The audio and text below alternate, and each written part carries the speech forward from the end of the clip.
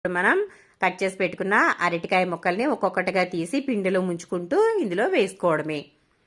చూసారా, ఈ విధంగా అయితే నేను పిండిని అరటికాయ ముక్కకి అటు ఇటు కూడా దీనిని బాగా అంటుకునేలాగా అయితే చేసి వేస్తున్నాను. చూడండి ఒకసారి.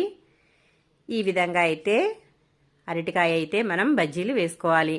అరటికాయ బజ్జీలు చాలా బాగుంటాయండి, చాలా టేస్టీగా ఉంటాయి. అలాగే మనకి సింపుల్గా కూడా తయారవుతాయి. ఈ విధంగా వేసిన వెంటనే అది పైకి తేలితే మనకి ఆయిల్ పర్ఫెక్ట్గా తయారైనట్లు, అంటే కాగినట్లు, అలాగే పిండి కూడా మనకి పర్ఫెక్ట్గా ఉన్నట్లు. చూసారు కదా, ఈ విధంగా అయితే బజ్జీలని వేసుకోవాలి.